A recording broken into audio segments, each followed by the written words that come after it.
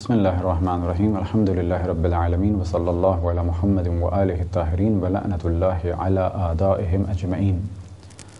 موضوع گفتگو مبطلات نماز، یعنی وہ چیزیں کہ جن کی وجہ سے نماز باطل ہو جاتی ہے۔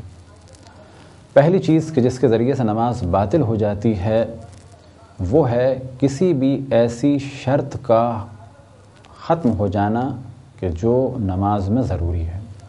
مثال کے طور پہ دوران نماز یاد آئے کہ جو میں کپڑے پہنا ہوا ہوں وہ نجس ہیں،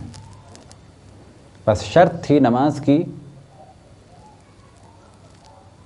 کہ کپڑے پاک ہوں، شرط تھی نماز کی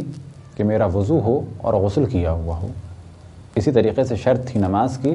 کہ جس جگہ پہ میں نماز پڑھ رہا ہوں وہ جگہ غصبی نہ ہو۔ بس اگر دوران نماز مجھے پتہ چلا کہ یہ گھر قبضے کا ہے، یا دوران نماز مجھے یاد آ گیا کہ یہ گھر قبضے کا ہے، یا دوران نماز مجھے یاد آیا کہ جس سے میں نے اپنا جسم چھپایا ہوا ہے لباس سے یہ غصبی ہے، یا یہ کہ لباس نجس ہے، تو اس سے نماز باطل ہو جائے گی۔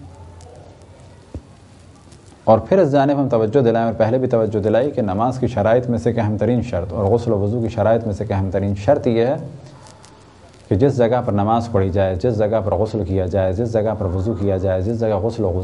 وضو کا پانی گرے، جس برتن سے غسل یا وضو کیا جائے اور جس پانی سے غسل یا وضو کیا جائے وہ غصبی نہ ہو، چوری کا نہ ہو، ارادہ نہ ہو اس میں کہ میں اس کے پیسے نہیں دوں گا، وہ قبضے کا نہ ہو، وہ ایسا نہ ہو کہ باپ دادا کی میراث ہے لیکن یہ میراث صحیح تقسیم نہیں ہوئی، ایسا نہ ہو کہ میراث میں سے بہنوں کا حق مارا گیا ہو اور یہ برتن یا یہ جگہ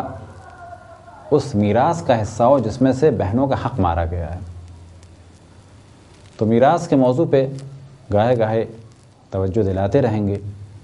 تو جیسے ہی پتہ چلے گا کہ ایک شرط کم ہے تو نماز باطل ہو جائے گی،